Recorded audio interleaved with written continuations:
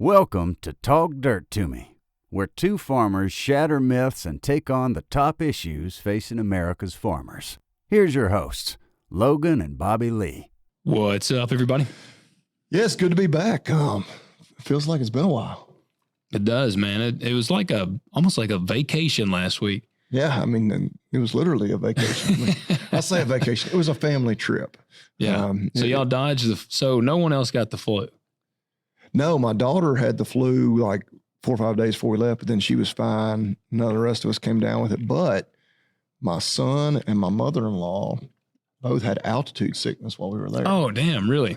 Yeah, I've always wondered that's about that. all we could figure it is. Yeah, because where we were staying, I mean, it was we were at about 10,000 feet there, like in our cabin. And yeah, which my son was a trooper about it. Like he skied a pretty good bit, but he'd like puke and rally. But we left about a half a day early. Because of that? Yeah, we went back. We were flying in and out of Vegas, and we went on. We were going to go back to Vegas because we had like an afternoon flight out. It was about a 3-hour drive. We're like, we'll just get up Thursday morning, drive back to Vegas, get on a plane. We ended up driving back to Vegas on Wednesday afternoon, spent a night in Vegas. And did he perk up once you got to Vegas? Oh, even because I started reading a little bit about it. I think once you get below 8,000 feet, most people recover. And so, I mean, yeah, we weren't even back to Vegas yet. And he seemed fine, but at the same time, he would seem fine even there, like in the cabin and while we were skiing, except when he wasn't. Yeah. Like again, I mean, he would literally puke and rally. And then I'd go to like a nice restaurant and get like a big meal, and he'd be like, no, it was always like I don't think he got sick anywhere outside of literally the there where we were staying. But dang, that sucks. Yeah, by Wednesday, my daughter, my wife, and I all went out and skied that morning. But he was like, no, sort of like, all right, if he's that bad, because he's full speed ahead. I was gonna say he's not one to be. He was like, down. no, I don't want to go out. And so we were like, yeah. So we went and skied that morning, and then we came back in at lunch and got out of Dodge. Yeah. But well, good trip. Good to get away. My cows got out while I was gone. Of course. I heard about it. Yeah, I was like, are you shitting me? Your dad had come over to the birdhouse, and well, actually, hold on. Before we go in much deeper, let's go ahead. That's what she said. But get a little lube. I couldn't let that one go. We need you guys to do a couple of things for us. First, we need you to hit that like button, hit subscribe, comment below, and leave us 5-star ratings on Spotify and on Apple. And guys, crushing it on Spotify. The video is up on Spotify now, and everybody seems to really be enjoying that. And so we got the video up on there. So we urge you, go check it out. You can comment on there. Yeah, it's pretty neat. Like, because I normally listen through Apple Podcasts, but I've started whenever because I do listen to a lot of the episodes, and I've been like, I'm gonna go to Spotify. Nothing else. I want to see the comments so I can respond to people and whatnot and interact. If you guys are taking the time to leave a comment, we want to respond back to you. Have some little back and forth. But yeah, it is. It's almost kind of weird. It is having the video on there because I'm like, is this like using up more like data or something for my phone? And usually I'm driving down the road, so I can't really watch it anyway. Well, see, mine. So I have my phone syncs up to Bluetooth. Yeah. And it will turn the video off. Oh, automatically? It pops up a little car. Okay. Because one day I was actually out here on the farm, and I was trying to check it to make sure that the video uploaded, and it wouldn't show the video. And I was like, what the hell is wrong with the video? And I kept like Xing out of Spotify and trying again. And I'm like, I know the damn video's on here. And then I saw the little car emblem. So I just took it off of Bluetooth, and the video came on. Okay, well, see, most of the time when I'm listening, I'm in my Jeep that's about 25 years old. Yeah. But it does have about a $25 Bluetooth radio. And so it's not that high tech. Oh, gotcha. It shut you down. Now, I bet if I got in. You got in your wife's car. That one, or definitely in the Chevy truck. Yeah. Because I bet your Ram would do that. Probably so. Yeah. But anyway, yeah, that's neat so to know. we do appreciate y'all checking that out. And guys, we asked you be sure and hit the follow button on there. That helps subscribe. that helps us out on the numbers, and share this with your friends, guys. We're just gaining steam more and more, and trying to make the show better and better. So what else do I need to do?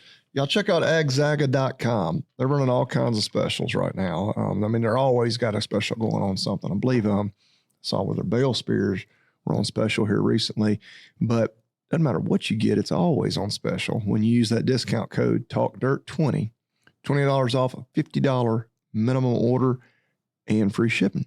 There you go. Do it.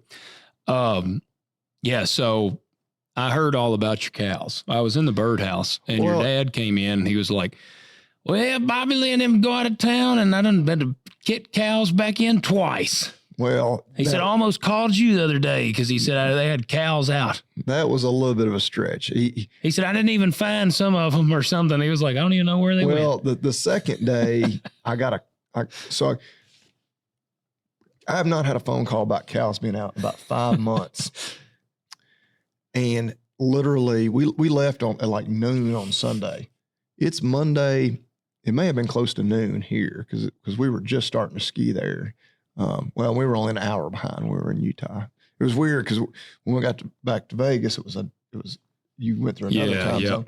Yeah. On Sunday, last Sunday, time changed on me 4 times. Yeah, because you went through the time change. Yeah, and we went through the time change. Then we flew through Mountain Time into Pacific Time. Oh, Lord. Which, I mean, you don't really notice that because you're just in the airplane. And then we drove back from Pacific into Mountain Time because we drove from Nevada back to Utah. But anyway, so we're sitting there, like I'm literally on the slope, like getting ready to get on the ski lift. My phone's ringing. And it's one of those, it's my neighbor. I love my neighbor. I really appreciate them calling me. But it's one of those things where your heart sinks. Where when they're calling me, I'm like, this ain't good. Yeah. Said, yeah, there's 3 cows in our yard, and which they weren't upset or anything. They were just letting me know. And I was like, okay, yeah, because it's right on a state highway. And I'm out of town, and my buddy PJ's watching them, but he's at work right now. So I called my dad. He's like, all right. Of course, they're puppy dog gentle. They walked right back in the gate for him. So all was well. Well, the next morning, I get a text from another neighbor, just a half mile down the road from there, that his son saw one. I was like, oh my God. I was like, where are they? Like, this is ridiculous. But Dad didn't actually get any back in that day. He told me he walked every mile of every ounce of inch of barbed wire fence you got. He was like, I walked all the fences. Well, and I walked him again today. And what he reported to me was right. He's like, I can't find anywhere where they could have or looked like they did get out. And I was like, I don't know if that's a good thing or a bad thing. I was glad that I didn't have to fix any fence, but I'm like, you want to find the issue though. Well, I'm like, where did these assholes do this? Because but anyway, and then they never got out again, and I'm back home, and I hadn't. So, well, you know what my dad said. Just need to get rid of them. No, he was like, because your dad come in there, and me and Dad, I remember if Brock was in there or not, but my dad was like, well, if you're gonna have cattle and stuff like that, then you really just can't be going out of town. Because that was well, I mean, I won't lie, like that thought did kind of cross my mind. I was like, shit, I just can't go nowhere. Yeah. It's easy for him to say that too, because that's how Big C was. You know, our grandfather, he just never went anywhere. And so that's where Dad's like, well, you just can't be going out of town. The only time I can remember him going out of town is when they would have the reunion for the military. Army. Yeah. They would go to those every year or however often they would do them. But other than that, I don't think he ever went out of town. No, I don't think so. I mean, as Dad used to tell me, like when he would go, Dad then would go to the beach, but Big C never went. Yeah, when they were kids. Yep. Yeah. Our grandmother would take the kids. But that's what Dad, he was like, well, if you don't have a lot of cattle, you can't be going out of town.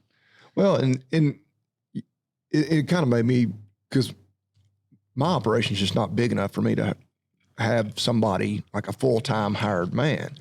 And, yeah, my buddy PJ helps me mainly when I'm out of town, but his full-time job. I mean, I would love to be in a situation where I could hire somebody full-time, like tomorrow, where I'm not. My wife and I were strategizing before because I have the time change. I hate time change. Yeah, like I'm still like I like this time we're on now. I like better, this one, yeah, but you screws me in the morning. Yeah. And because it's pitch black dark. Well, and I still catch myself like today. I was like, son of a bitch, it's already 1 o'clock, because we're not saving anything. There's still the same amount of daylight. I mean, the days are getting longer just because, we're getting closer to spring. But your mornings get away from you so fast. Yeah, I don't have time to do anything in the mornings before I have to leave and get kids to school and whatnot. Well, the day gets away from you. I've noticed I'm really bad in this time change. I'm really bad about, like, if Marcy's at work, then I'm usually on dinner duty. And, me and the kids, like, if they're with me and we're doing something on the farm, I kind of judge how late it is in the day. I mean, I got my watch, but I'm kind of like, oh man, there's still plenty of sunshine. And then I'll like glance down at my watch and it'll be like 6:45 and I haven't even thought about dinner. And I'm like, oh shit. And so that's when we're getting to the house and Marcy's getting off work at like 7:20.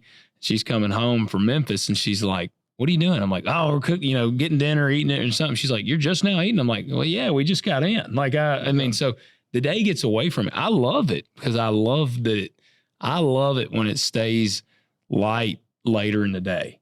Well, I'm happy by the time we get to about June and the days are just so much longer by then. You got plenty on either end. You just got a bunch of daylight. Now, I guess I just need to move closer to the equator where we got long days all year round. Yeah. But so before we get in too much further, I do want to address something, and I want to add this. We had somebody reach out, and we always appreciate all the messages. We actually encourage you. We really want you to reach out to us. But we had a guy reach out, and he had kind of a concern about the show. And again, we appreciate that. Like, I'm no offense, no nothing. But there's something there's two things I wanted to talk about on it. The guy was super nice, super respectful, said he's been, a fan of the show and followed the show forever.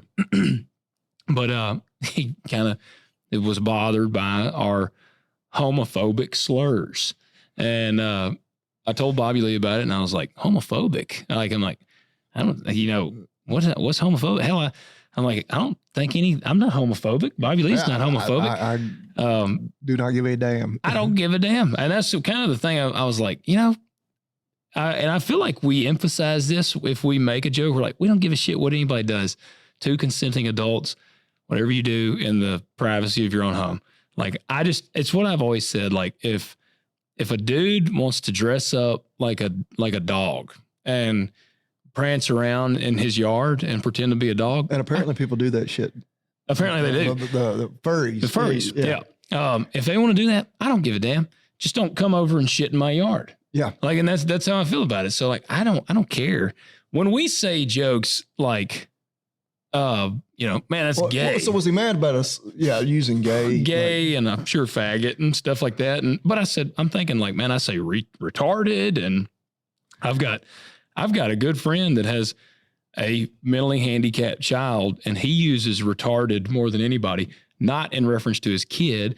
And when we say those words, like when I say something is gay, I'm not even thinking about it being. You're not literally meaning that it's homosexual. No, I'm just like, oh, that's gay. And that's what the dude did say. He was like, man, y'all talk like it's the 90s and it's kind of cringy. Well, I'm a product of the 90s. Bobby Lee's, he's a little bit more elderly than I am, but he still grew up in that's gay era. Well, and that's just how we talk. Well, my whole thing too, because the whole, like, it's cool to be gay and everything. People can't even get mad about you calling something gay anymore. I mean, what? That might be a compliment. Yeah. I mean, that's what I love about your ATF is gay shirt. If somebody gets mad, I'm like, whoa, you're taking offense that you think this is an insult? Like, I'm saying they're cool. It's like the perfect shirt because it's like, you can't get mad about it. Nobody can be mad about that. But yeah, I don't know. We're equal opportunity. We make fun of everything. Yeah. It's word. Yeah. We have look at my head.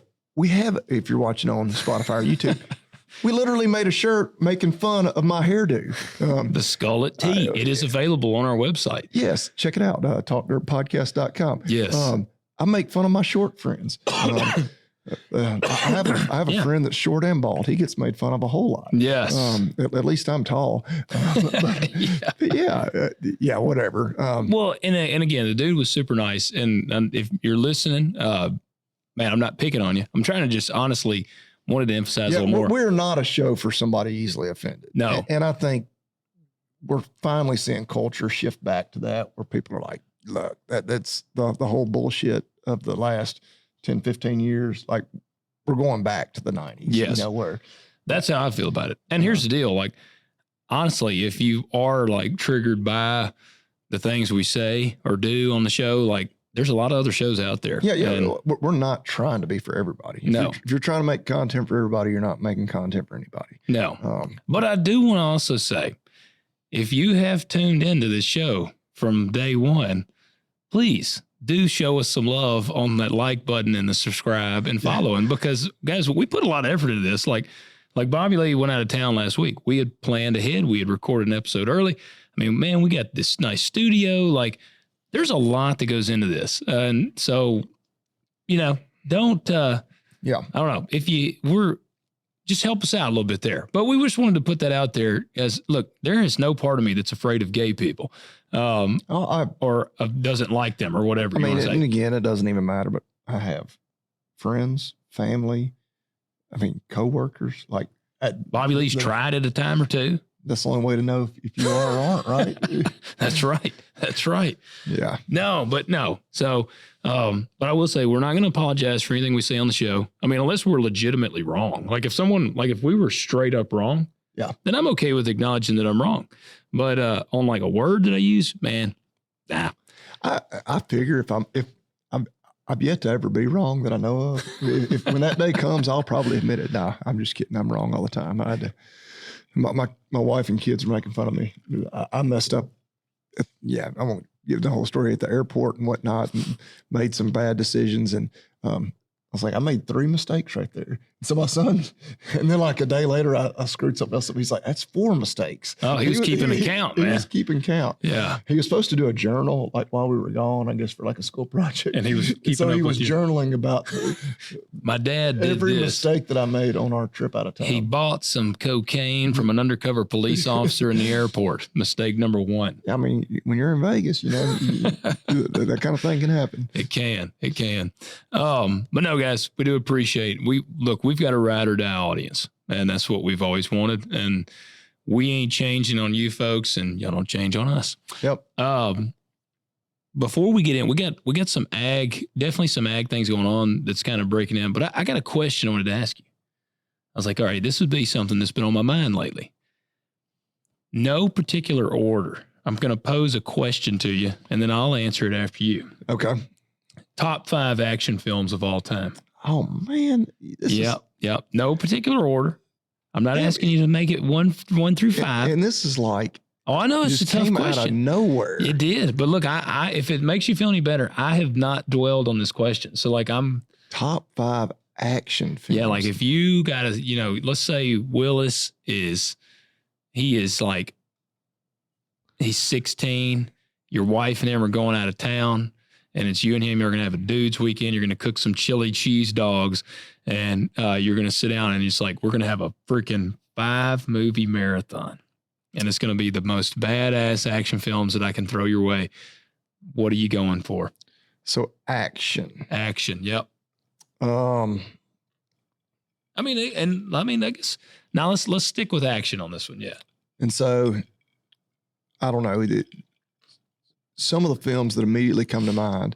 So it's like Tombstone qualifies action. Yeah. Well, I would say, action, drama, because all right, I'll give you one of mine. Braveheart is one of mine. Braveheart would be considered more like an epic or a drama or something, but it's action movie. Yeah, I could throw that. Man, you could throw that one in there. But Tombstone, definitely. So Tombstone, Days of Thunder. Oh man, that's a good one. That one, I hadn't thought about that one. They're making a sequel. Well, I'm going back to like the films that like I actually had on DVD, which wasn't many. I guess I was a big Tom Cruise fan because Top Gun was another one. All right, that's a good one. Like when I was in vet school, I remember I had 3 DVDs. It was Top Gun, Days of Thunder, and Tombstone. Okay, yeah. Well, those are great movies. The They are. Tombstone is like, that will forever be one. Man, I love that movie. Yeah, and which you just said Braveheart. I'm not going to use that one. The Patriot, that was just the American version of Braveheart. Yeah, that's one I was going to use. Yep. I could throw that one in there. I was never like a big Star Wars. Me neither. I didn't hate them, but oh man, in action, like you could list hundreds. I mean, you could literally. I could list like tens. Well, that's what, when you were just talking about your DVDs, I think I have about 250 DVDs up at the house. Man, and we're going to leave out so many good ones. Oh yeah. Well, and like I said, this is your it's kind of like a manhood passing to your son. You gotta get him in with these movies here. Well, he has seen Tombstone with me. I know. You know, you could throw First Blood in there. Yeah, it's a good one. Yeah, and that one would fit you good because you're like, you hate the police and you're an anarchist and anti-government more than anything. You're like raising him where he's going to like be, you know, he's going to challenge the police officer that asks him what he's doing walking through town. What I'm afraid of here is I'm going to leave out something that you're going to go home and be like, now and be like, oh my God, that's my number one, and I didn't even mention it.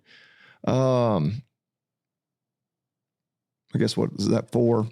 What'd you say? You got Tombstone, Days of Thunder, Top Gun, and what'd you just say? Hell, I can't even remember. Shit, what'd you just say? Shit, do you remember Banks? Damn, we are old.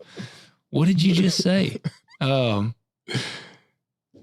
can't believe we're literally First Blood. There you go. There you go. Thank you to our producer. So you got one more. Oh gosh. Action. Yeah. Cause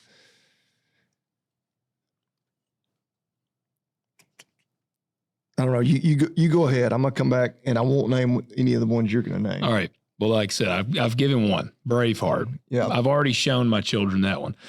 When they were like 4, I showed them Braveheart because I remember like in one of the battle scenes, William Wallace, he literally chops a dude's leg off and Levi was like, "Whoa!" Like Marcy's sitting there and she's like, I don't know that they need to be watching this, but he's seen Braveheart. And I was going to say The Patriot. Well, you kind of did say, so were you saying The Patriot or not? Well, no, I'm not going to take that easy way out. Because that one that's an awesome one. But all right, I won't use it. But I'm going to go with Braveheart. I got to go with Gladiator. Oh, man. That is a killer one. If I could have thought of that one, I would have probably used that one. But yeah, I won't use that one. Yeah. Gladiator and then Predator is got to be one of them. And then one I have shown Levi, he's never seen this whole movie, but I've shown him so many scenes from it that he's just about seen it. That is The Terminator. Has to be in there. And then number 5, man, I'm gonna actually throw one a way curveball that nobody's gonna be expecting. Oh shit, I could actually throw a couple in there, man. All right, have you ever seen Universal Soldier with Kurt? Is that Kurt Russell or just Soldier? I want to say I have, but it's definitely been a long time. So he's like a super soldier, but they have a new breed of super soldier that's coming in, and he's considered like obsolete. And they basically throw him out in like a wasteland. He comes back and has to fight the new super soldier. Yeah. But it's Kurt Russell. It's like a sci-fi action film. That one's badass. And I'm going to throw a curveball in, an honorable mention. Another Kurt Russell one, because I'm a big Kurt Russell fan too. I could name a bunch of Arnold ones and stuff like Conan, but I bet you've never seen Big Trouble in Little China. No, I am. It's been so long, but I have heard of that. You can't, that it's just a fun, like it's an 80s, but it's like an action kind of crazy film. It's a cool one. I'm going to throw that one in there. So did you get I got my last one. And I was looking up, I was like, I got it. And actually this one came to me before I even found it on any list. It's a little bit off the wall. I think that's good. I Am Legend. Oh yeah. That's a good movie. That's a good movie. You You just like it because of the dog. No, I mean, that's like and that's one of my least favorite dog breeds. But that dog in that movie kind of makes me like the German Shepherd. Yeah. Because that is such an awesome dog. And I Isn't think it German so Shepherds sad? are awesome pets. They're terrible at the vet clinic. Yeah. Even like my staff that has German Shepherds and thinks they're awesome dogs, like they're terrible Terrible at the patients. vet. Yeah. Terrible patients. But now I kind of, the post-apocalyptic, which I mean, that's kind of zombie. Yeah. You know, that whole kind of, I'm not really a big sci-fi guy, but like that whole, like this could happen kind of thing, and like kind of grabs my attention. And I mean, Will Smith's a badass, and yeah, that with the dog. Oh man, that just rips your heart out. God dang it. Yeah. They're at the end of that movie. Well, okay. Well, it's not even really at the end, is it? Well, I guess it's not at the end, but he literally has to like kill his own dog. Yeah, because it gets infected. Man, yeah, that's terrible. And he realizes that, he has to, he like chokes it out. Yeah, they can kill any people they want, but damn it, you kill a dog. It really sucks. Yeah. Well, which then you get into John Wick. Yeah. Which I don't know that I would make that like that is as far as just action. I don't know if there's any more action in a movie ever. I don't either. Than John Wick. Equilibrium. I know you ain't ever seen that one. No. It was like it's Christian Bale, but it's the Matrix kind of style. But it's just like balls to the wall. This will horrify you, but I'm familiar with the Matrix. I don't think I've ever sat down and watched the entirety of the Matrix. Any of them? I mean, you've seen the first one? Like I have seen it. I don't know that I've ever just sat down and like, because it's pretty deep and it is like to understand it.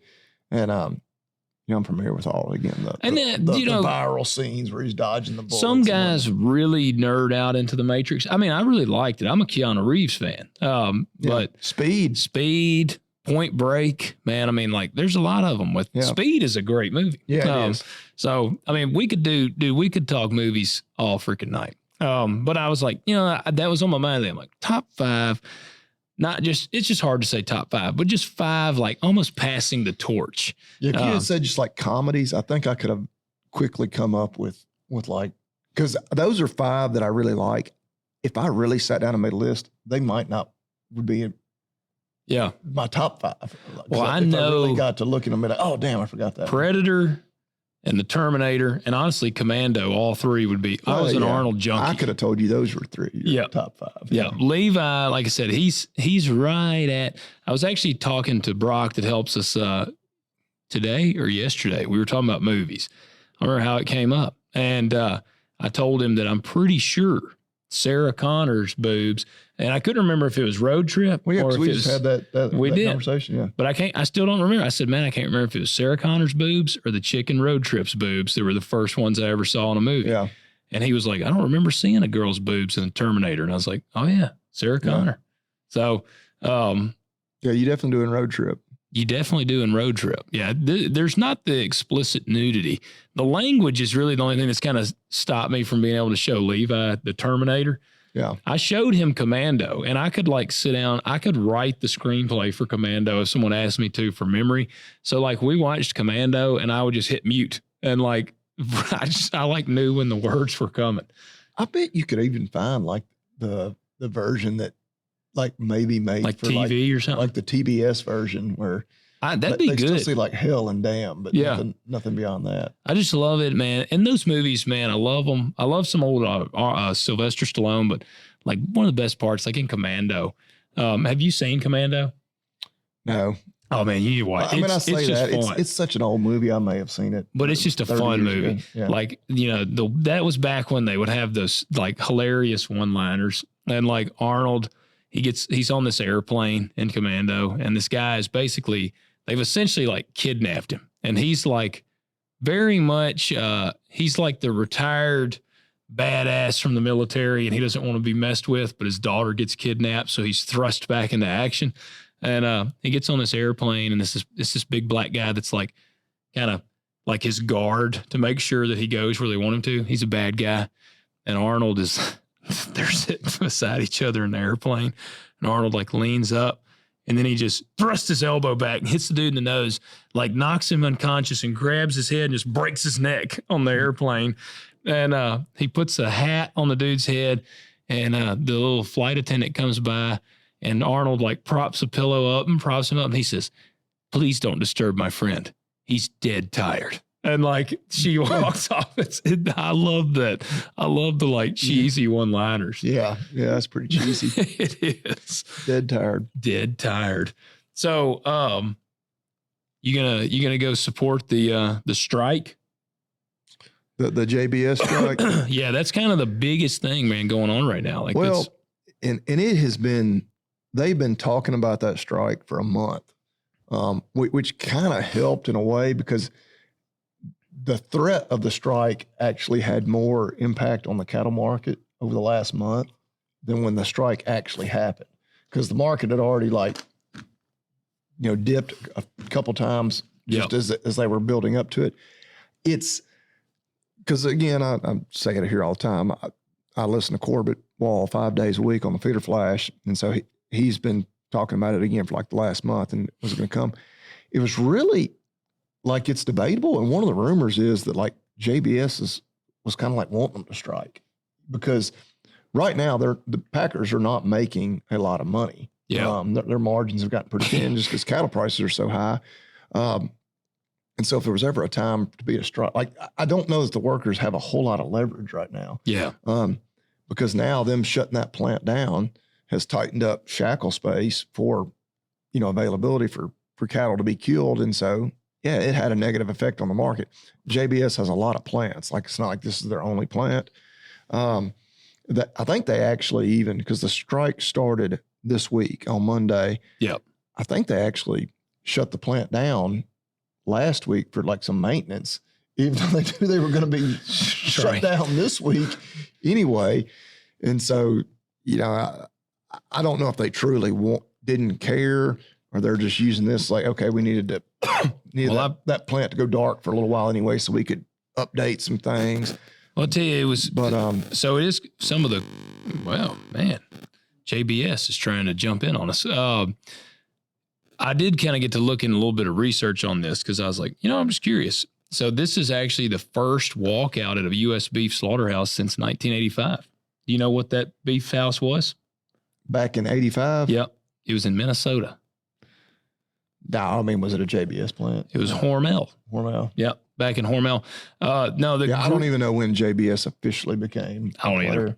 The Greeley facility is where they striked. JBS, they process 28,000 cattle per day across their U.S. plants.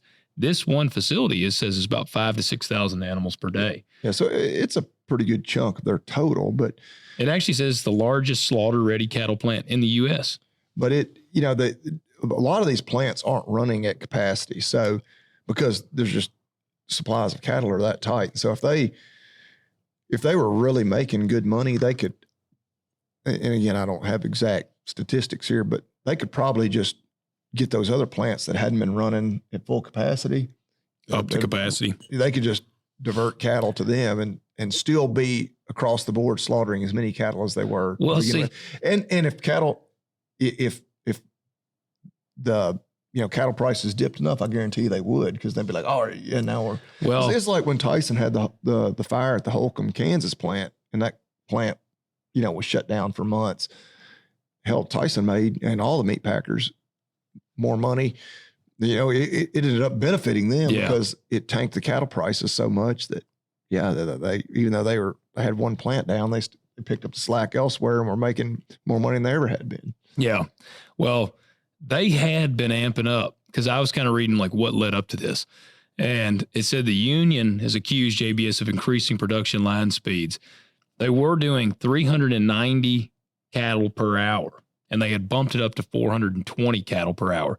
And you could almost argue this was in anticipation of a strike, so they're pumping it up to get to capacity. Well, and see, that almost seems counter to what I've been hearing, because numbers so tight. Now, I don't know if they went from, because normally they would run 3 shifts a day. Yeah. And so maybe they're like, well, we're going to go back to 2 shifts, but we're going to they reduced worker hours. Okay. It said they reduced worker hours, and so they cut back their hours, but tried to improve or increase the their productivity per hour. Yeah. Which, hey, I mean, I'm not surprised by that, because they're like, we're going to, the pay that our labor, is going to we're actually going to cut labor costs by cutting back their hours, but we're going to try to squeeze more out of them in the hours that they are there. So, yeah. Well, and I can understand, if that's making it unsafe. Well, that's what it said. It was unsafe conditions. And also, here's kind of what was crazy. So when I worked in the machine shop, we were supposed to wear safety glasses at times. I mean, I'm not going to tell on us, but you're supposed to wear safety glasses, and they give you safety glasses. Like it's like you can get as many safety glasses as you want. JBS was making them spend, says workers are being charged about $1,100 a year for personal protective equipment. So they take that out of their pay. They take that out of their pay. But they don't provide it, which is crazy as hell. Yeah. And then JBS has said they offered less than 2% in average annual wage increases below inflation while workers bear rising healthcare costs. The union says 99% of workers voted to authorize the strike. I did hear that number, it was 99%. Yep. Here's their total slaughter. So total slaughter last week was 528,000 head, which was up slightly from 521,000 the prior week. That would have been total for the country. Yep. But that is well below 588,000 head this time last year. Oh, yeah. Well, and those numbers have been trending down because, again, we're just very tight supplies. Yep. That's where it's down 10%. Yep. Like, we could probably, if all the other plants are willing to pick up the slack, one plant closing down because we were already operating well below capacity at most places is not that big of a deal. Now, there's been some other plants that have closed. Yeah. Not necessarily JBS plants because, for a variety of reasons, but a big one being supplies are tight. There's not necessarily enough cattle to go around. Two, the meat packers aren't making as much per animal right now, so they don't have a lot of incentive to keep extra, places open. And and some of these plants are getting older and need a lot of updates to be done that are, maybe cost prohibitive, especially. Now, I guarantee you, if something happened and the price of cattle tanked, which is, their biggest expense, and the price of beef stayed where it is, and all of a sudden they can make a lot more money per animal. They're going to pump it back all of a up. sudden see some of these plants getting fired back up, or the ones that are operating, maybe they're only doing 2 shifts instead of 3. Oh yeah, they'd just in the blink of an eye, they'd say, oh yeah, we need to ramp up production now. Well, and you're exactly, it's funny here. So a JBS plant in Utah, it said they are now just adjusting cattle deliveries and shifting production to other facilities. So they got a plant in Utah that called in 1,400 workers Saturday to process cattle diverted from Colorado. Yeah. And it says here, some economists say JBS may not be in a hurry to settle. It says tight cattle supplies already forcing packers to pay steep prices for cattle. It said, so in all reality, they may have been losing money running that plant. Well, and that's the thing. Like, it didn't make just a whole lot of sense why they chose now to strike. I mean, I guess if the conditions are that poor, and it was unsafe and all those things, maybe they couldn't wait. But they did it from the worker standpoint. It may be the worst possible time they could have in terms of having any leverage. Yeah. Again, some people have said, like, I don't know if it's just still rumor, but like, JBS was like, yeah, go ahead. like you'll actually be doing us a favor. Like, if y'all would like to strike, please do it right now. Yeah. Yeah. Well, I don't know. It'll be interesting to see.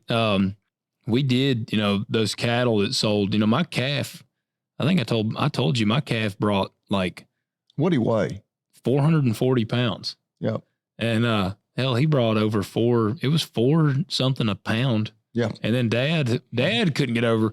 They had this little runt, like 160 pound calf or something that brought $6 and something per pound. Yeah. Oh yeah. That's what my dad was like, that damn little shitty ass cow. He's like, I can't believe how much. He said, yeah, we need to sell every one of these cows. Also, if you want to get out, now's the time. That's what my brother's getting ready. I believe he's going to buy next week. But my God, like it's just not penciling for them. I mean, talking about buying 600-pound bulls, ideally buying bulls because then you can get them a little cheaper than you can steers. But the money that you have to spend on them right now is crazy. I mean, I spent a good bit of money buying the bred cows I bought, but I'm like, I think I might have done the right thing because I don't know. I mean, him buying calves next week and a lot of other people that are doing that same thing, you're betting on, of course, you've been able to put some weight on them, buying them as bulls, you're adding a little value to them. but you're really betting on this market staying hot because, my God, if anything did happen to tank the market, you are sticking your neck way out there, taking on a lot of risk. Dad and I were talking tonight about it because I was telling him, I said, man, I still can't get over that. I don't remember how we got on the topic of it, but I was like, I can't get over how much these cattle brought. And Dad was like, I can't get over how much they brought. He said, I can remember we sold cows before. He said, where we got $10 for a cow. He said, cattle wasn't worth nothing. He said, we used to buy them calves from the dairy. He said, you could buy them for nothing. And he said, oh yeah, bull calves off the dairy. I mean, they practically give them away. Yeah.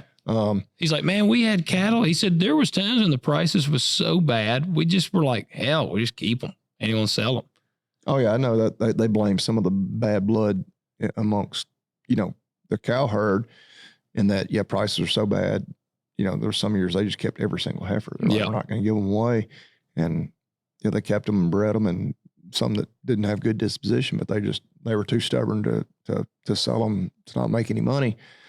Yeah. And I don't know. We hope it stays good. I hope the big thing is that we've established kind of a new normal, this is where the price should be. Cause it really probably is. Cause it's not like we're getting rich in cattle right now. Yeah. Everything else costs so much. And for so long, price of cattle did not keep up with inflation. And now it's like, oh wow, we're actually making a little money. Yeah. That's a novel idea. Yeah, no, I told Marcy, I was like, hey, I feel like a real cattleman now. First cow check I've ever gotten. I say that I sold a cow, I sold that one bull, for a breeder. So, I guess I got money off it, but hell, that's kind of what's crazy to think about. I sold a dude one of my bulls, and this bull was probably a 1,200 pound bull. Shit. I sold it to him for like $1,500. Yeah. And then this little bull, 440 pound bull, brought more money than that. Oh yeah. Well, I remember we would buy, registered breed bulls, $2,000. Mm-hmm. Like that was $2,000, $2,500. Oh, what would that cost you now? I can tell you, I just bought one. Got him. He got delivered less than a week ago. I paid $6,500 for him. Shit. Yeah. He may have been tied for the cheapest bull at the sale. Damn. 6,500. Which makes me like, damn, did I buy the shittiest one there? But he was actually one that, and I was not physically there. I bid on him online, but they had videos, and based on all his genetics and numbers. And but now PPDs, that's one of the things that drives the price up, obviously. He's but I just, like, I had already picked him out. Like, there was they sold like 75 bulls. I had about 15 or 20 that I'd, circled in. Did you get us a bucking bull so we can start doing that? No, he's very gentle. But I bid on some of the ones that I had marked before the sale sold for like 17, 18,000. Golly, Bill, shit. Why? Yeah. Why? That's just what they're worth. Good breeding bulls. Shit. Oh hell, some of these. There was a bull from a breeder that I follow and kind of keep up with. They sold a bull last week, 150 something thousand.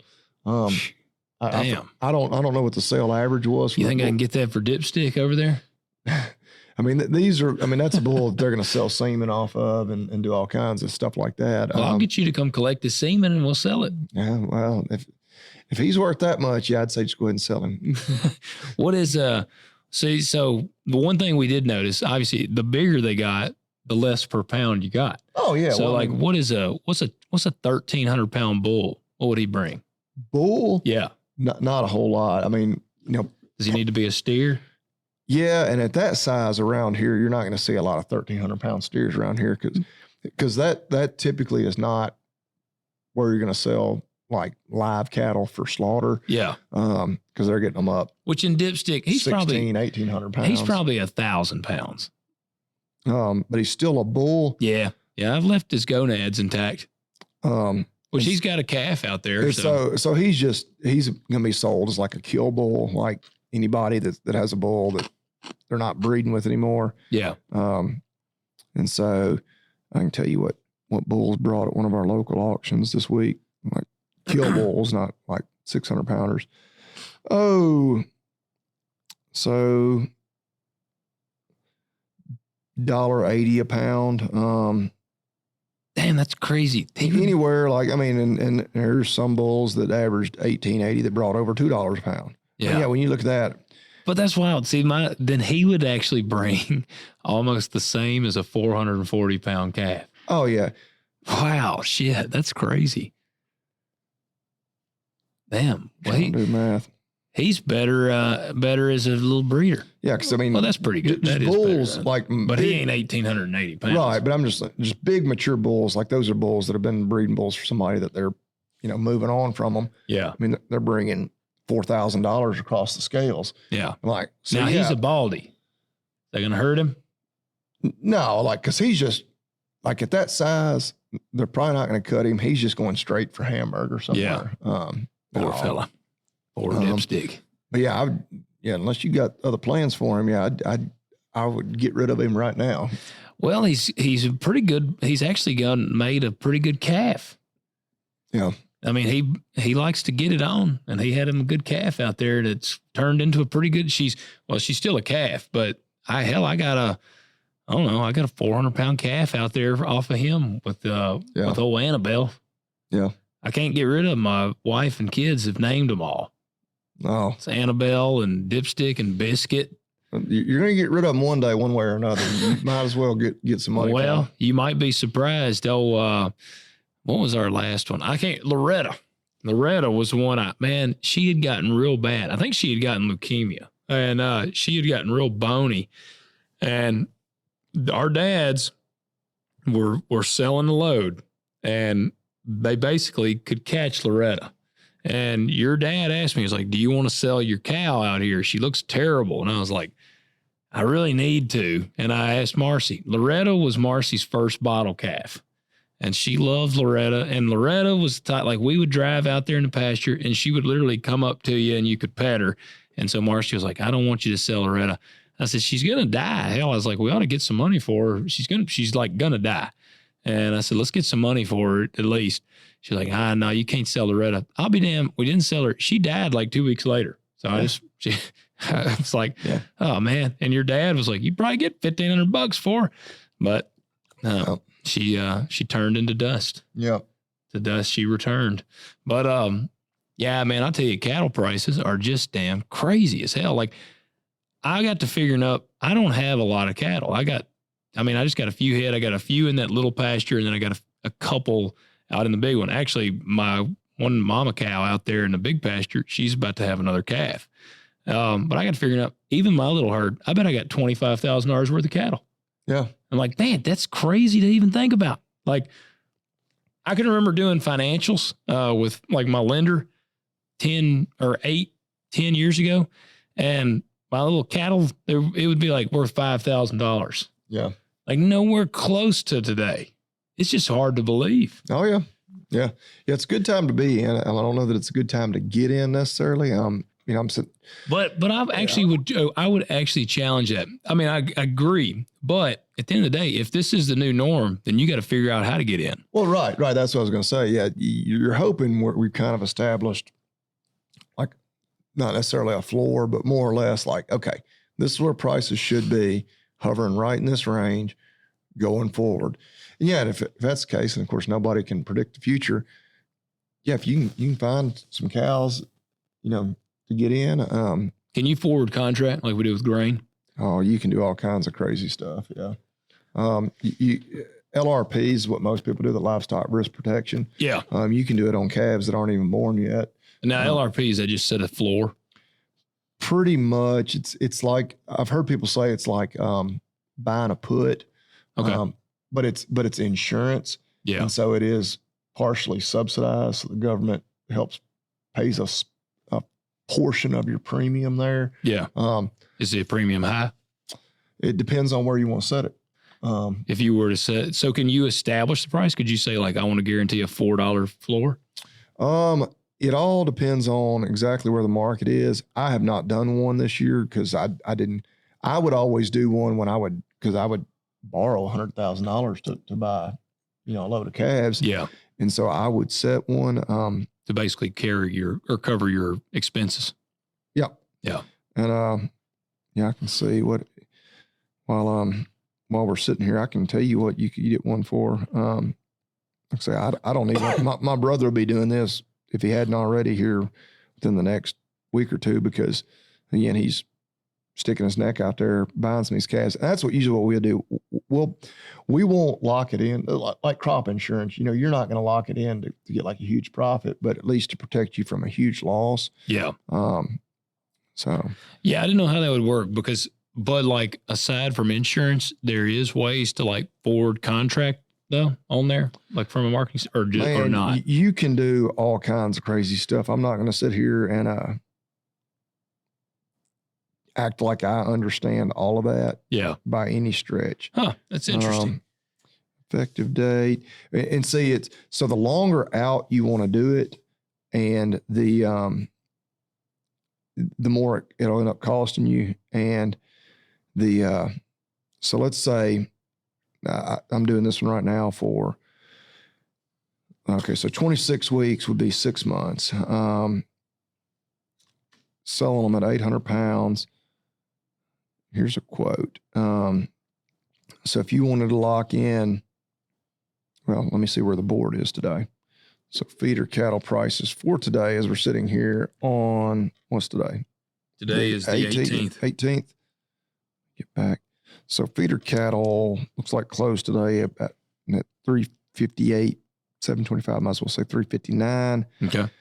If you wanted to lock them in, so you could lock them in for 6 months from now. So when would that be? September. If you wanted to do 348, which is what, 10 cents under? Yeah. Where they are today, which I didn't even look at the futures. Anyway. Would it be pretty pricey? Well, I'm going to see just what September. Well, so that 348 is where they are for September. Oh yeah. It gets real pricey to do that. So that LRP per head costs you $110. Wow, damn. $110 per head. Yeah. So we would always try to keep it significantly less than that. We would lock in, just something where it's like, okay, that'll cover like where I can pay my loan back. I won't be making any money action. I'll be losing money, but I'm not going to. Well, and that is how crop insurance typically works. I've seen some people. I got into an argument with a guy on Facebook one time on like a marketing page. And the guy was like, well, if you know how to do your crop insurance, then you can insure yourself a profit. And I'm like, I don't think so. That's not really how that works. And I even talked to the agent and he's like, man, it's not really how it's supposed to work. You're not really supposed to be like, and I'm not saying that you shouldn't. Like, I think that it'd be nice if I could set it, if I'm willing to pay a premium and I can guarantee myself a profit, but I'm willing to pay the premium for that guarantee, then I think I ought to be able to do that. And this, like, it just wouldn't, literally $110 a head, because I'll tell you, I never cashed in on it. The market always stayed relatively good. This was always like something where I would set it in, because I would lock mine in pretty low because I didn't want to pay a huge premium. Yeah. But this was like, okay, literal World War III breaks out and the price of cattle goes from $3.50 to 50 cents. Yeah, just something, or $2.50. Like it falls out of bed, like absolutely crashes. It's literally just insurance. Yeah. You hope you never need it. Now, you don't have to do an LRP. You can buy an actual put. You can do all kinds of other crazy stuff that I'm not qualified. But yeah, you can get as complicated with it as you want to. Yeah. Well, that's just like grain marketing then. Yeah. Well, before we finish up, I did want to talk about obviously we got to address, the fertilizer situation. So yeah, I heard, because I was lucky, which I still got to fertilize all my hay. I hadn't fertilized any of it, but I fertilized some pasture about 2 weeks ago. Yeah. Well, our good friends over at Tennessee Farm Bureau, they have sent us some information here. So, actually the AFBF, the American Farm Bureau, Zippy, has been like sending a letter trying to reach out to Trump. Because the fertilizer shit's getting out of control. Because of the is it a war in Iran? Because of the war, yeah. Conflict, whatever. I think you can just say a war at this point. Operation Epic Fury. But I got some numbers here. wanted to show you what this shit has gone up by. Where was it? Okay. It's mainly nitrogen, isn't it? Urea and ammonia. Because I've heard some people say like they're literally not going to plant corn or not. They're cutting back their corn acres because it's going to cost so much to fertilize it. I think you're going to see a shift in corn acres. So far, which will then make the price of corn go up a lot higher. And then the price of beans is going to go to shit. Because those most of those corn acres are going to now be beans. You know what it is? It's what has happened is I've been working, I was talking a couple episodes about how I'd been really cutting my costs down and getting everything run really clean. And I cash flowed on paper. That's what it is. I mentioned that I was going to cash flow. And so now the fertilizer prices and stuff got to shit the bed so that I won't cash flow. That's what I think it is. But so here is an idea of urea. So when the Iran stuff broke out, I had actually just met with an agronomist of mine maybe 2 or 3 days prior to that, and we had a full plan. Man, we had seed and corn, soybean and corn fertilizer program figured out. It looked great. I was like, damn, this shit is great. Like, this was actually less than the numbers I was hoping to hit. And man, he texted me after the Iran war started, and he said, urea is up $100 a ton. Now, that was like right after it started. Urea now, before it was $475 per metric ton. Today, it is $680 per metric ton. So it is $205 a ton increased since this started. 685 versus 680 minus 475. Should be 205, ain't it? Yeah. Yeah. It's up 43%. Oh, was that not 143%? Well, no, it's up 43%. Oh, gotcha. Yeah. So 43% increase. And that's in how many? 19 days? Isn't it? I think we've been in this conflict now for like 19 days. Yeah. So, like your cost of anything jumping that much that quickly is just insane. It's insane. It's insane. Put in my Ram today, I put over $130 worth of diesel in it. Yeah. What was it, about $4.50? Was it $5? I think it was like $4.70. $4.70. Yeah. Which I probably could have shopped. I'm not one of those people that shops around for like where I'm going to get my diesel. I don't either. When I need it, I just get it. Right. Because used to a lot of places, the pump would quit at 100. Yeah. I'd be like, that's so damn stupid. Yeah. If you got a diesel, that ain't enough. Which I was at a little podunk station out close to where I live.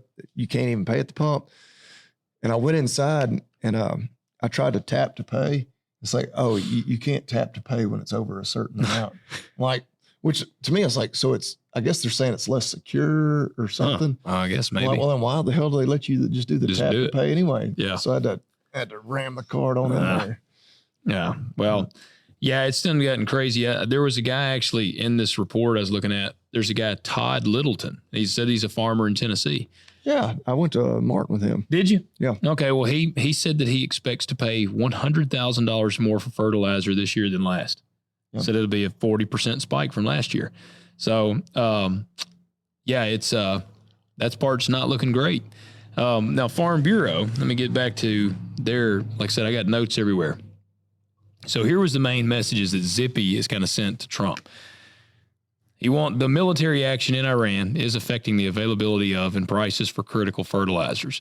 And, this Strait of Hormuz or whatever they call it, now they're putting like mines in the thing and they're like refusing to let ships go through it. Iran. What is it? How are you supposed to say it? It's Iran, not Iran. So Iran, I think, is what I've heard some people say. Iran, because most people say Iran. Yeah. Some people say it's supposed to be Iran. I don't know. I think Iran people say Iran, so I'm going to stick with Iran. If farmers are unable to obtain the supplies in time, we could see reductions in planted acreage, which we are now. Because the bad thing is, it's March 18th. There's people, we've gotten out of this cold spell here. It's starting to get a little bit warm. There will be people sticking seed in the ground next week around here. All right, it's going to be 80 here this weekend. Yep. Next week, there will be people putting seed in the ground, which means people will be fertilizing next week. And so very much so, guys, this will already, the bad thing is, let's say. Which you can go ahead and forward price, like lock in price for things like fertilizer. You can, some people do, I don't. Right. But yes, you can. And I'm sure we could probably look up the figure, like what percentage of farmers actually do that. Cause it's like, damn, I'm like, and hindsight's always 20/20. It is. Cause what sucked, like prices were coming down. That's the thing. It's like, I don't want to lock it in. The price is getting coming better down every day. Yeah. And they're really getting better now. So they say here, the supply chain shocks are expected to drive already high or record high input prices even higher. So does a bunch of the nitrogen or just urea come from that region, I guess? Yeah, actually the U.S. imports, here is, I guess this is from, I had those actually, 30%. Okay. All right. Countries exposed to instability. Man, damn, I had that number somewhere. It was a huge number.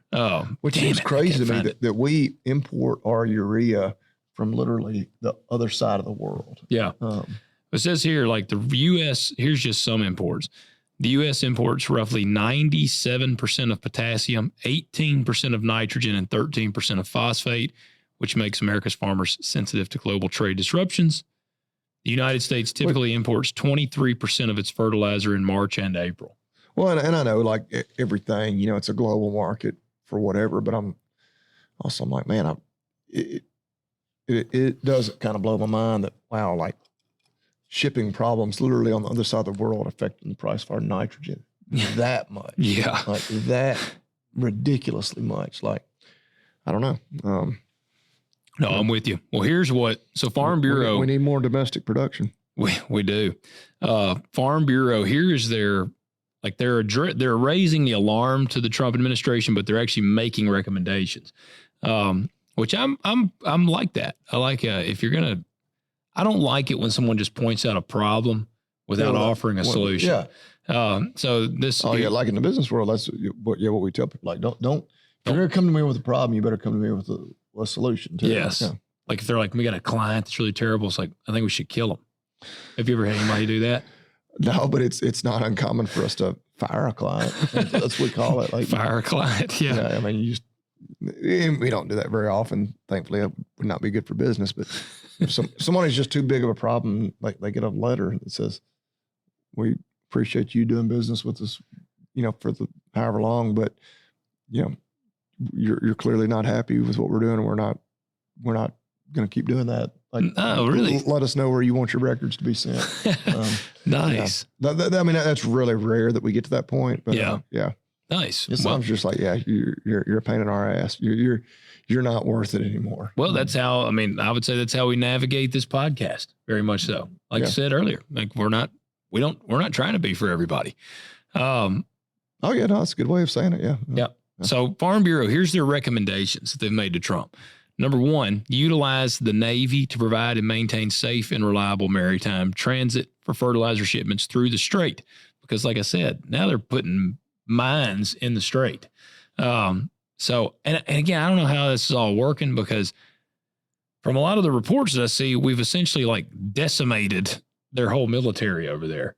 So I don't. Hell, you don't know what's going on. I'm not even paying that much attention to it, just because it's like, shit, you don't know what to even believe. You don't.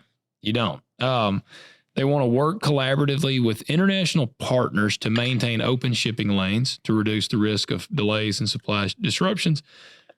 Leverage all federal tools to ensure vessels are insured throughout their passage to America.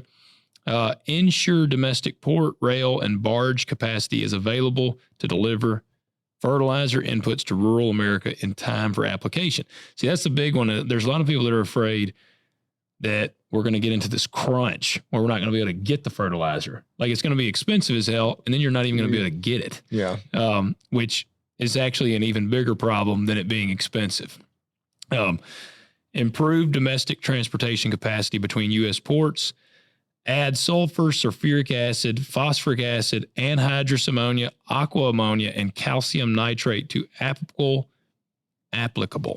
exemption lists. And then use presidential power to temporarily suspend countervailing duties on imported fertilizer products to moderate price increases? I think I've got the solution. What is that? And it literally just hit me as we were sitting here. So it's not been well thought through. All right. But this would be a win-win. Okay, Trump immediately removes all the DEF guidelines. Which I know you can't do this overnight, but you take all the DEF. I know where you're going with this. Off the tractors, the trucks, everything. Yep. DEF is urea. Yeah. We divert all that DEF that is now sitting in boxes and warehouses and everywhere all throughout the supply chain. And now you can put that down. I was actually talking to a guy today. He used it to fertilize his yard. DEF? Yeah. I had to drain the DEF out of one of my tractors. Did it not like crystallize in his yard? So he mixed it, he diluted it, okay, and sprayed it as his nitrogen fertilizer. He's like, I wanted to test it out there before I put it anywhere else. But I actually, because of course, when I change fluids or whatever in tractors, I always collect it, take it to the county, dispose of it as I should. What you just dump your motor oil in the ditch? Yeah. So add the EPA to the list of agencies that might come knocking. EPA is gay. No, I don't admit. So to I was anything. like, so how do I dispose? No, we actually have like 25 5-gallon buckets in the shed over there that we don't know what to do with. Well, you can just take them up to the county landfill. Like they got a place where you can. Really? Can you do that with old chemicals? I don't know about chemicals, but like oil. Okay, because see, we got chemical. Dad and I were looking in the shed the other day. We got chemicals that are 15, 20 years old. Yeah. And it's like, I don't know what to do with these. Now the EPA is definitely listening. But anyway, so I was like, well, how do I dispose of my DEF? And so I like chat GPT'd it, and it was like, it's just urea. He's like, you don't want to like just dump it out all in one spot, but like it's actually good for your grass. Man, it's nitrogen. Yeah. And it was just funny because I just looked that up and I knew that already, but I was like, can I really just do that? And they're like, oh yeah, in small quantities. You don't want to like dump jugs of it out. This guy's like, the best thing you can do with that DEF is put it on your grass. And so he said it did good on his He was yard. giving me the rate and everything, which I was like, I don't know that I'm going to do all that. But plus, of course, which putting down liquid fertilizer, man, that's hard on your equipment. Yeah. It's just corrosive. Yeah, real corrosive. Well, that's what DEF is. Could that be the solution to our problem? Maybe we convert that into fertilizer. We immediately zap the DEF requirements off all the vehicles, which I know, again, it would take a lot of. Well, isn't that something that they were going to try to do? Yeah, but I wonder, obviously you can't just snap your fingers and all these vehicles already have to have it. Yeah. You could say, going forward, we don't put any of that crap on all these vehicles, but you would basically have to delete all these machines. But then if you had this backlog of all this DEF that was already produced, and again, it probably wouldn't be enough to cover even a fraction of our acres, but that's an interesting thought, though. It is. There you go. Because I would assume the cost of DEF ought to go way up too, because it's urea. Was it your tractor or your dad's that had DEF in the windshield washer? No, it was my dad's. The dealer did that, didn't they? Yes. So, oh man, that was a cluster. I can vaguely remember. Did it come from the dealership like that? Like when I'm pretty sure, or after they had serviced it? Well, I don't. Some I don't idiot, remember. and I won't name the dealership. Not the same color of tractor I drive though. Which anybody knows. Yeah, you can figure out pretty quick what color the tractor was. When they had serviced it, or maybe I guess when it was coming from the dealer. I don't remember. I think it was coming from the dealer. When the dealer gets the tractor, like a brand new tractor from the factory, I guess it doesn't have some of those fluids in it. So they have to put them in.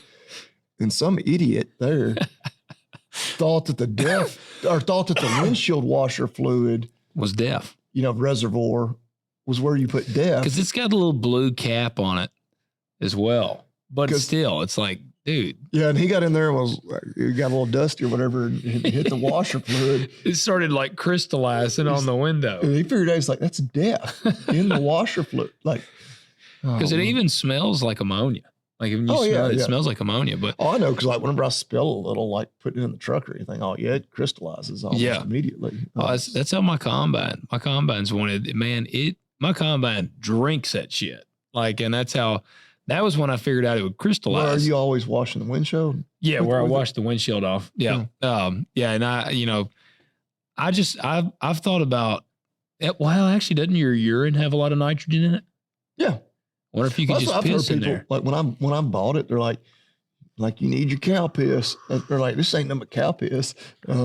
Yeah. I've never heard anybody speak highly of DEF. Like the people that sell it, certainly the people that work on diesel engines. Well, that's 90% of your problem on any vehicles. It's always emissions related. But I was buying it one day at one of our local retailers. Are like, just a little cow piss. Yeah. Like, well, that's not. You're not that wrong. Oh yeah, they're really not. They're really not. So, well, all right. Oh, you got a company? Actually, hold on. Before we get into that, hey, can you? Oh yeah, we cup? do. We do. You want? What did you want? One? Yeah. Can you pour me a cup? Yeah, you got a. Chug your stuff down. I still got ice in there. Put your ice cube in there. We're having to play musical cups here. Yeah. We're actually we got a product that we're consuming here as we record. Before we do our company, I also do want to give a shout out.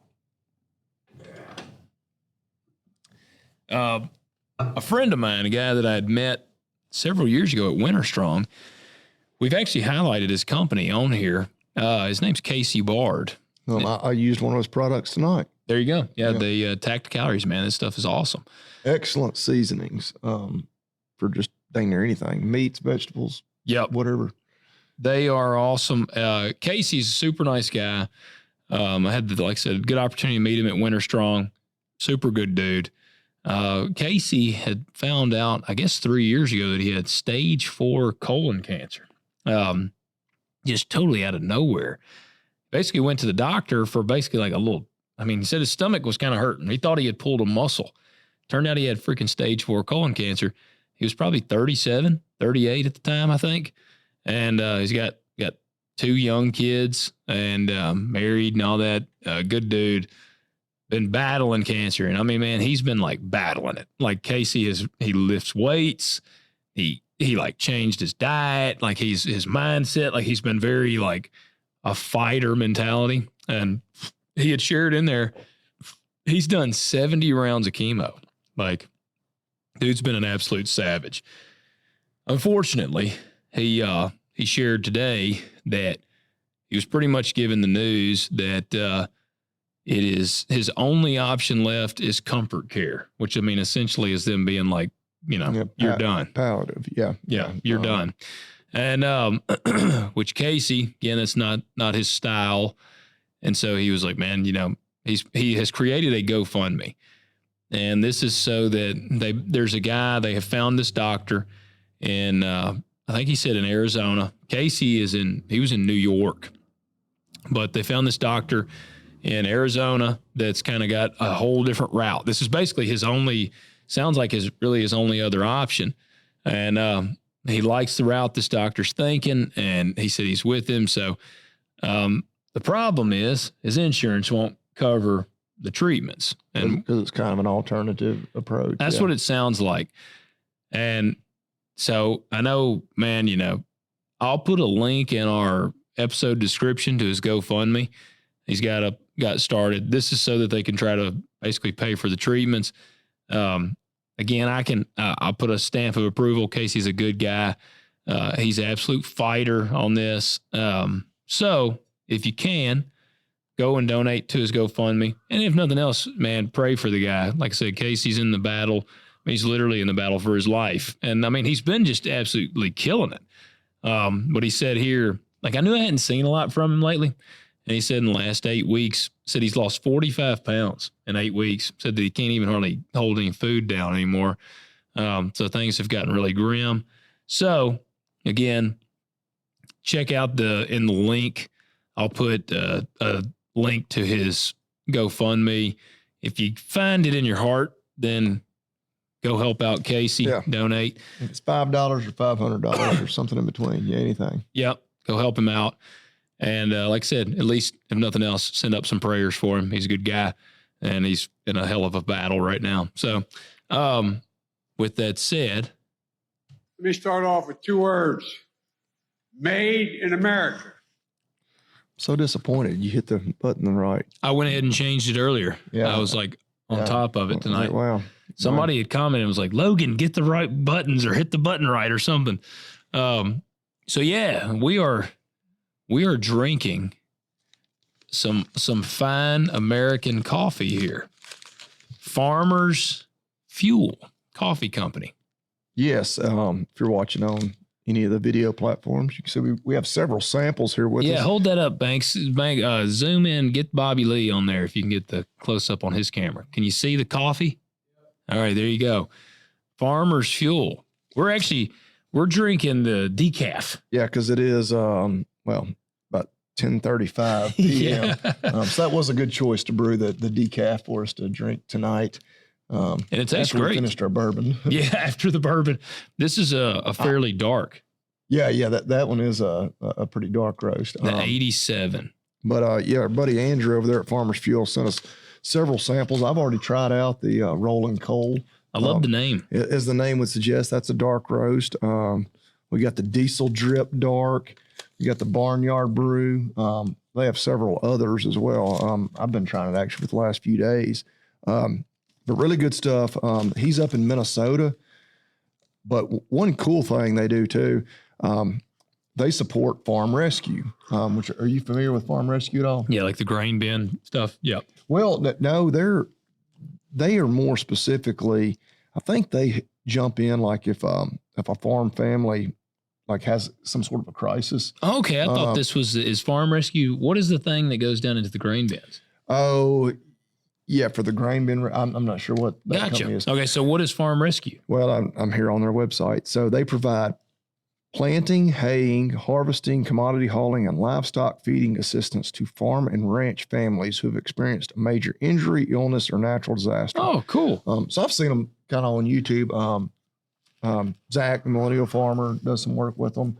I think specifically I saw on one of his YouTubes where they had I think a tornado had gone through somewhere and like just destroyed these people's barns, equipment, everything. Yeah. And so Farm Rescue showed up. I don't remember if it was planting or harvest, but like gets their crop out for them. So they're of course a nonprofit, but Farmers Fuel is a proud supporter of Farm Rescue, but a cool company. You can check them out. They're if you just search Farmers Fuel Coffee, which coincidentally their website is farmersfuelcoffee.com. Yeah. They're good folks. When you look at their website,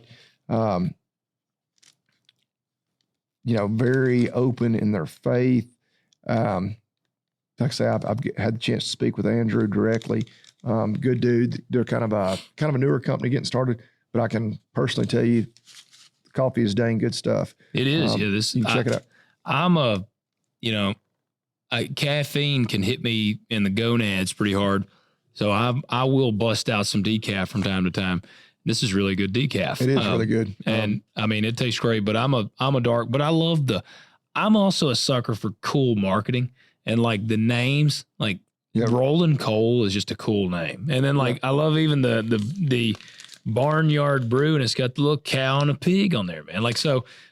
Check out Farmers Fuel. Again, guys, support the companies that support what we do and the lifestyle. Because, like we all have said, man, as much as a career or a job as this is, it is ultimately, at the end of the day, it becomes your life.